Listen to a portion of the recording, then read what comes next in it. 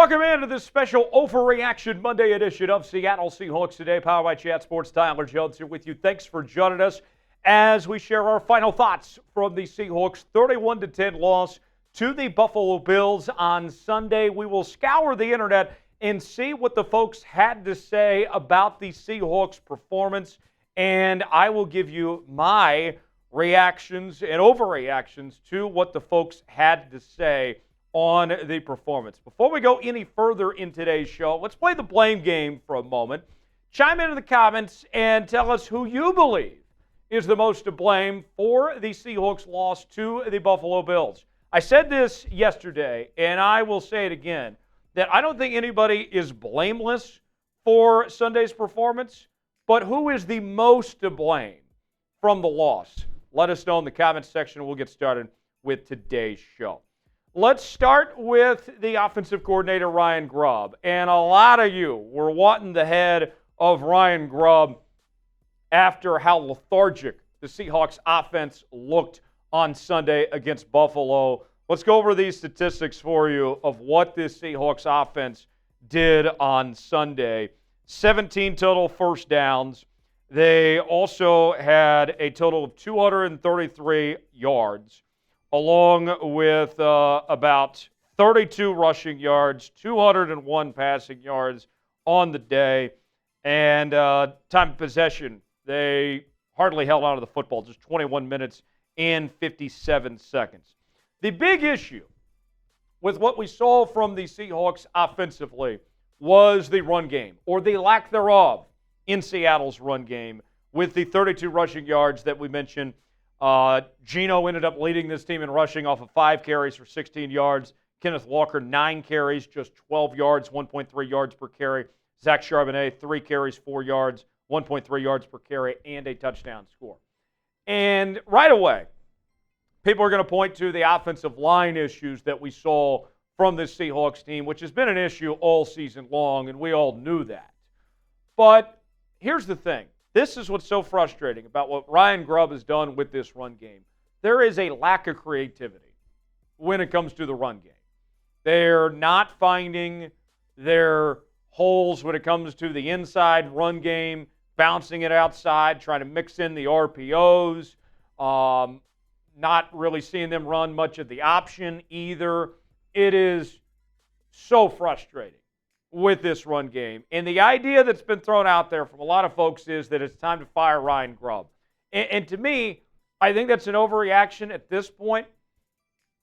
Although Ryan Grubb, we've seen mixed results, right? Last week, the offense was fantastic against Atlanta. And then we go this week, and it was just awful, right? Specifically with that run game. So I'm sitting here saying to myself here, does a change need to happen? No. I think it's too early in this process to point to Ryan Grubb and say, yeah, we need to make a change in play calling. They're sitting here 4-4 at this point. We've seen the offense look very good. But there does need to be some soul searching from Ryan Grubb. He has to do a better job of getting this run game going and getting away from the run game. Too many times Ryan Grubb is hell-bent on passing the football like he still thinks he's coaching at Washington in the Pac-12 conference. This isn't the Pac-12 anymore. This isn't college football. I understand that he brought over a college offense, but you have to run the football to be effective in the National Football League. There's no ifs, there's no ands, no buts about it. You have to be able to run the ball well, and Ryan Grubb is showing way too many inconsistencies. I know they didn't throw it 40 or 45 times yesterday like they've done in the past, but my goodness, commit to the run and find a way to make it work, and he's not making that happen. Let's ask you, I don't think the Seahawks should fire Ryan Grubb right now. Do you think they should? Type HY for hell yes, type HN for hell no. Weigh in the comments section, let us know what you think. Folks, if you haven't already, you got to subscribe to Seattle Seahawks Today. We are closing in on 59,000 subscribers on the channel. We are just a little over 300 away from reaching that next milestone. For daily Seahawks coverage you won't find anywhere else, from news and rumors to breaking news. If they make a trade or a free agent signing, we bring you a video as quick as we can here on the channel. We also have our Q&A mailbags. We had a great time on our watch party yesterday. We're going to be live for every Seahawks game this season, in addition to our live shows on Wednesdays. This is your one-stop shop for all things Seattle Seahawks. Subscribe now for free. Join the family of 12s for nonstop Seahawks coverage you won't find anywhere else. You'll be glad you did. Next up, let's talk about Tyler Lockett. A lot of you were saying that Tyler Lockett is washed after his performance yesterday, which included 1 catch for 9 yards off of 3 targets.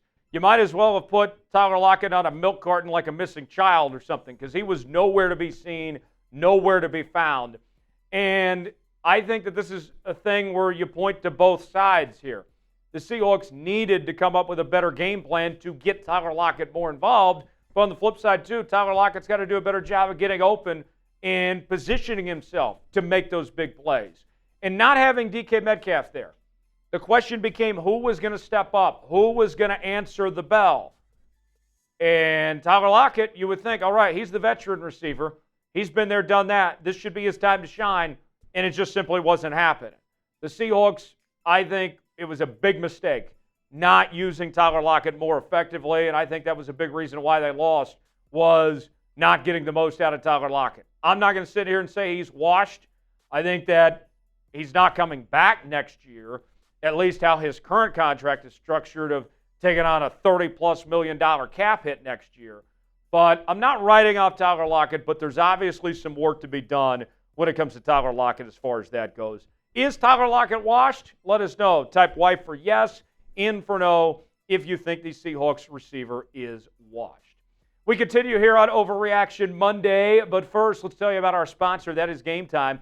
GameTime is the place to go for the best seats, the lowest prices guaranteed, whether you're looking for tickets to sporting events, concerts, theater productions, comedy shows, and more. GameTime's got you covered, and especially if you're looking for tickets to Seahawks games.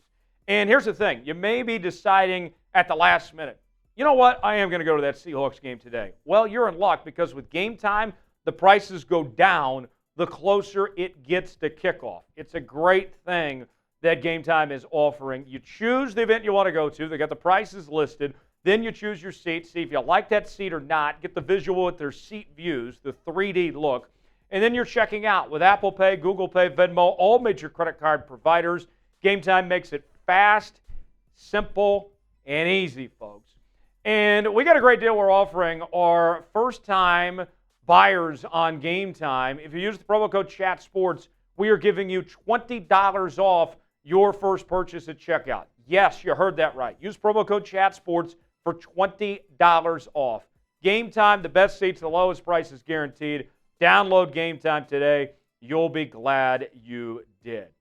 All right, let's talk about the quarterback position. It was not the best day for Geno Smith as he threw for 212 yards, no touchdowns, an interception, and the passing game really never got going. It was so inconsistent and so many missed opportunities. We think about the Connor Williams snap, Geno falling on his feet at the goal line. It was not a good day for Geno Smith.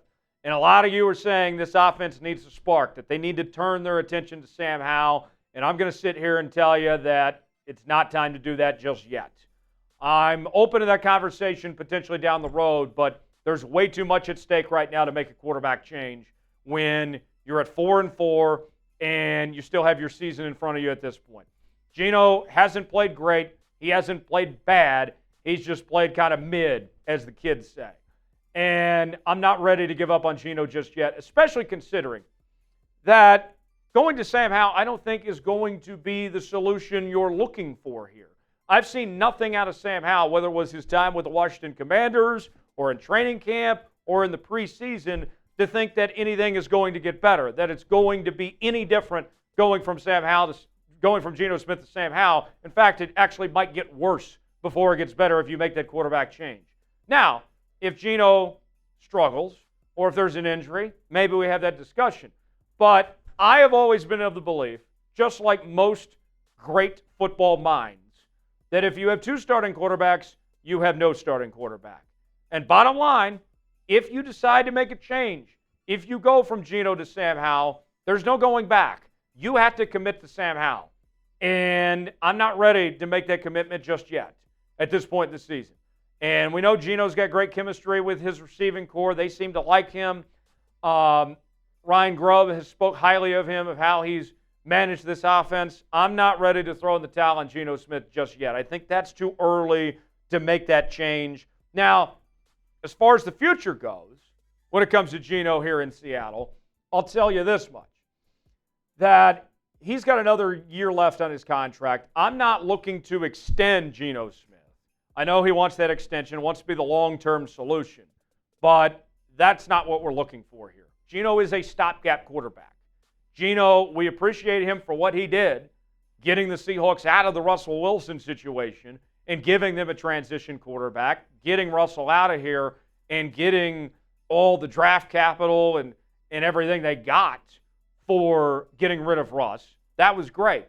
And certainly thankful for Geno's role in that part. But to think that he should be the long-term solution, give him an extension, that just simply can't happen. The Seahawks can do better long-term than having to settle for Geno Smith. His numbers on the season right now, a completion percentage near 69%. Nice. Yards, he's thrown for almost 2,200, 8 touchdowns, 7 interceptions. I'm not trying to make that change right now. We could potentially have that discussion down the road, but right now, I'm not there just yet. Who would you pick to be the Seahawks starting quarterback if we're up to you? Would you keep on rolling with Geno, or would you make a change right now and try to get a spark with this offense going to Sam Howell? If you're rolling still with Geno, type GS for Geno Smith.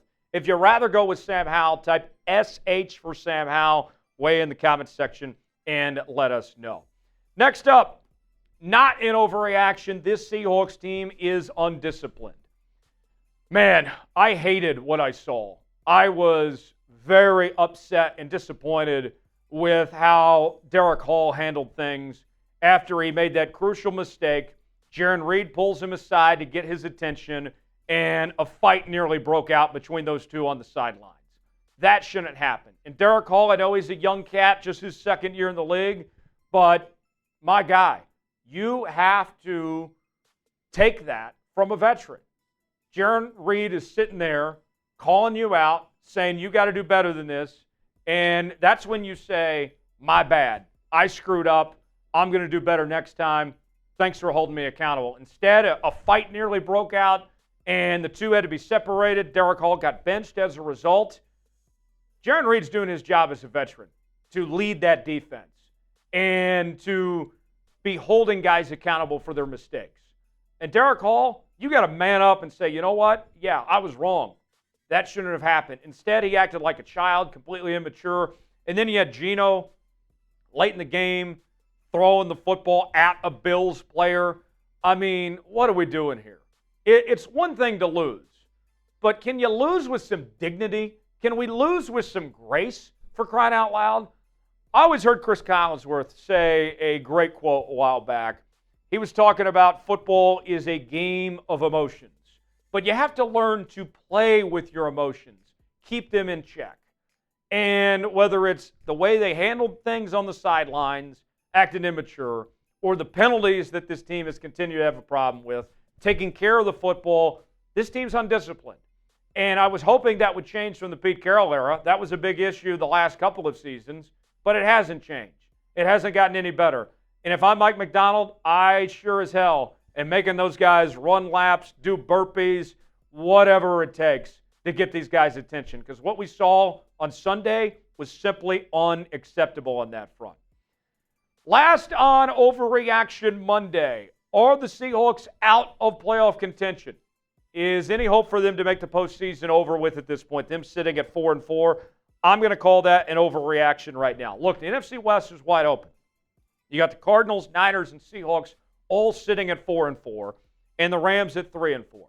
I've had my doubts about the Cardinals and the Rams at this point, but the Rams had a nice win against the Vikings. Doesn't sound like they're going to be trading Cooper Kupp and Matthew Stafford, that they're going to stick around. So the Rams are still there. And you play the Rams this week. The Rams get a couple extra days of rest after playing on a Thursday night. That's going to be a challenge to deal with here. And the Niners, maybe they'll figure it out. They looked pretty decent against the Cowboys on Sunday night. The Cardinals, I feel like, are the great unknown at this point. I don't think Jonathan Gannon is a very good coach, but they have some talent there with Kyler Murray and Marvin Harrison Jr. It is far too early to be writing off this Seahawks team and sit here and say they don't have a chance to turn this thing around. I think their best football is still in front of them. I think they're still learning these schemes that are being put into place by Mike Mack and Ryan Grubb and AD, that they still have some work to do. And you bring in Ernest Jones. I thought he had an impressive debut. You still might make some more changes to the personnel on this roster. So, no, I think that we would be very stupid to just sit here and say it's over when they're sitting at 4-4, tied for first place in the division at this point in time. And for those of you that are saying, well, it's time to tank, just go ahead and go for the draft picks. We are way past that at this point. You are too good to be considering tanking at this point in time. You can't do that. That is not an option. Failure is not an option right now for this Seahawks team. You're all in. You got to stay all in and go with what you got at this point in time.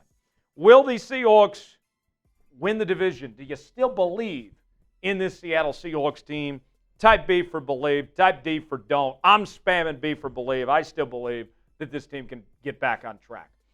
Appreciate you joining us here on this Overreaction Monday edition of Seattle Seahawks Today. For continuing Seahawks coverage, subscribe now for free, youtube.com/Seahawks TV. I'm Tyler Jones. Appreciate you joining us. We will see you next time right here on Seattle Seahawks Today.